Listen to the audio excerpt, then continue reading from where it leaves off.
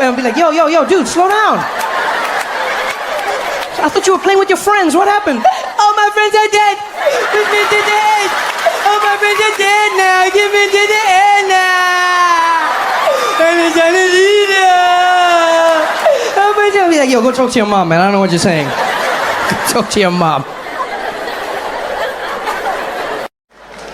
So Oprah flew down on her jet and she built the school. $50 million she spent. Most expensive school in Africa. Scandals going down at that school.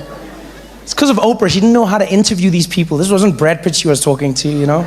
She came in, she was like, you're not going to spank these kids, are you? And the headmaster was like, no, never. Never. No, we can never spank a child. Never. She was like, okay then, bye-bye. She went on her plane, back to America. The principal was there. Hi, Oprah. Yeah, right as who right then? Hi. No, never. Us spanking a child, never. We beat them. We beat. That's what. Yeah, we beat children. Don't spank a child. Yeah. Spanking is for playing. You can spank a monkey. Spanky, spanky. Spanky, spanky, monkey. Spanky, spanky. Yeah. You can spank a monkey. Don't spank a child. We beat. That's what happened. Those kids got beatings for no reason. There was always these cases. Teachers walking into the classroom, losing their minds. Mavis, did you do your homework? No, ma'am. Then you're going to get a beating. Yeah. Don't. Because you see, the Scottish, unlike us, we drink to enjoy. The Scottish drink to die.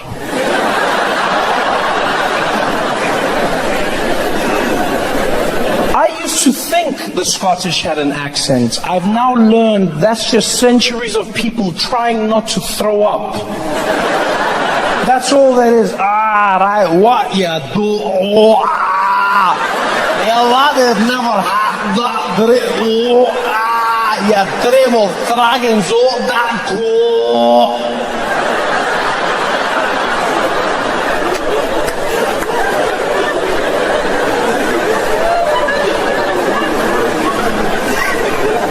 I made that mistake myself.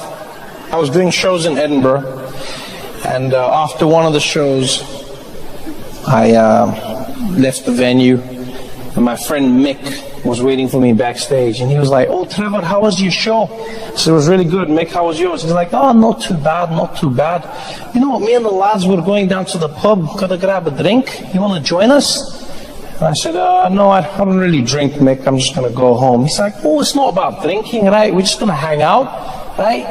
Just grab a wee little drink. It sounds dangerous like that. Yeah, what happened in Nagasaki? Oh, they dropped a wee nuclear bomb. Doesn't sound that bad. It was like a wee little drink. I was like, oh, you know what? Let's have a wee little drink. And so I joined him. And we went drinking. I don't remember.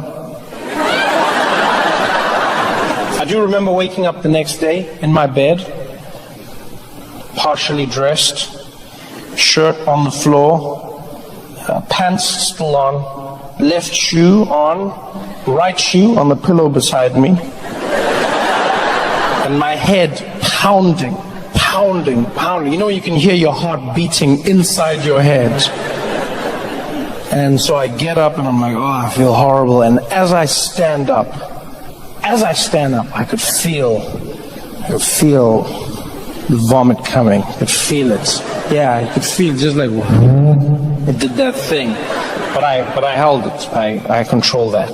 Because if there's one thing you should know about me is I don't throw up, okay? Let's just get that straight right. I don't throw up. I control myself. When I see people throwing up, I'm like, you're weak. Control yourself, you're weak. This is my body, this is my temple, I control it. The body tried, it was like, I was like, no! My body was like, come on, man, I got. I was like, no! What? No! Breathe!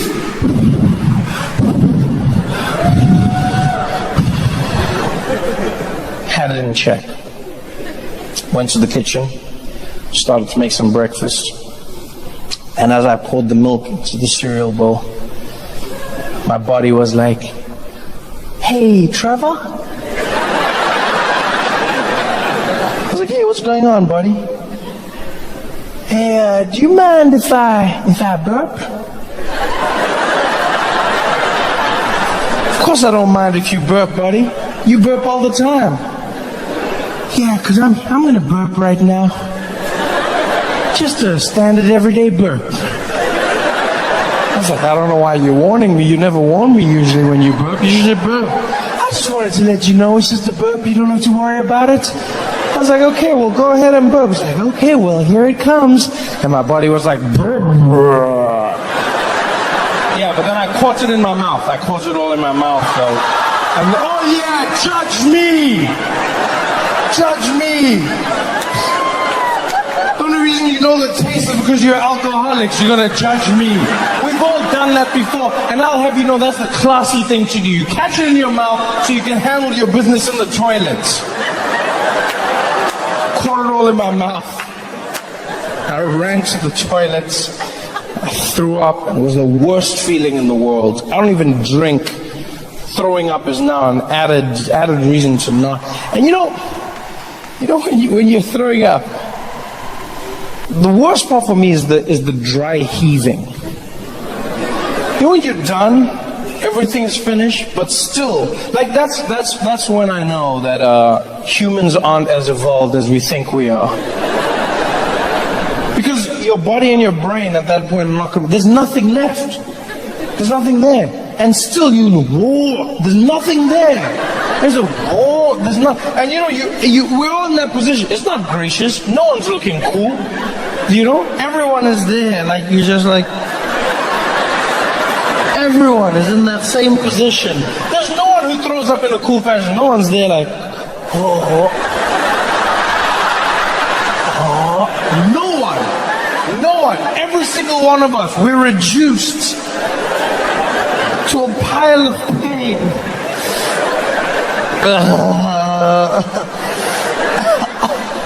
It's finished. It's finished. It's finished.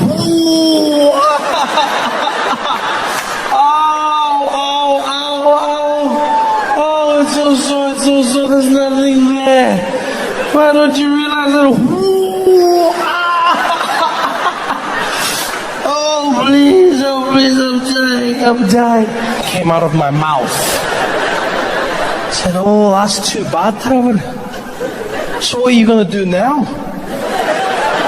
I said, "I'm going to go to the hospital, Mick." He's like, "Oh, I don't know if that's necessary."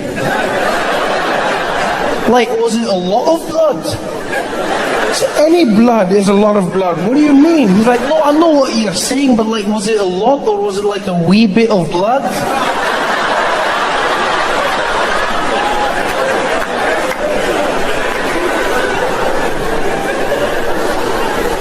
Mick didn't take me to the hospital. Instead, he decided to come over with some bananas and white bread. "You want to go talk about it over the pints?" I said, "What, Mick?" He's like, "Yeah, let's go grab a weed." I said, "There's no weed, nothing here, my friend. There's no we ever again."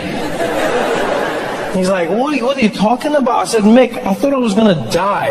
I'm not going to drink." He's like, "Don't be like that, Trevor. It's just one bad day." I was like, "Yeah, and I'd like to live to see another, Mick. I'm not going with you." He's like, "Oh, Trevor, don't be like..." I'm like, "Don't be like what?" He's like, "Don't be a pussy." And that's where he lost me. That is where he lost me. I understand what he was trying to do. Guys do it all the time. Hit you with the phrase, "Don't be a pussy." Yes. Because it implies weakness. Do not be like the vagina. The vagina that is weak. Yes. Don't be a pussy. The guys say that and then you do what they want. Don't be a pussy. Yeah, don't be a pussy because the pussy is weak. And yet, in my personal experience,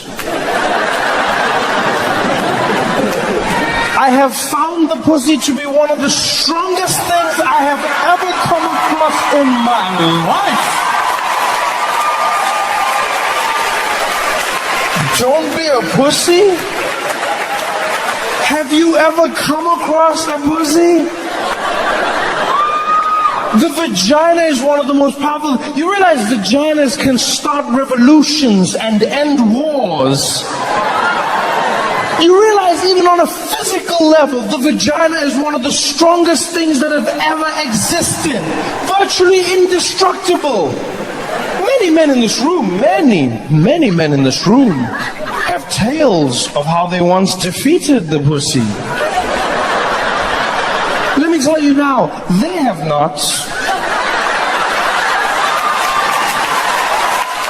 The owner of the pussy may have given you the impression that you defeated the pussy. But it is alive and well, my friends.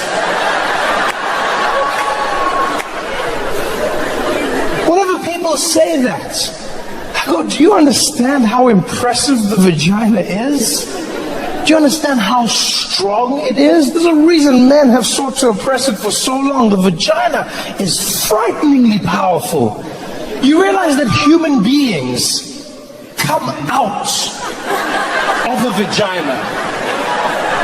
Human beings come out and still it continues to work as intended.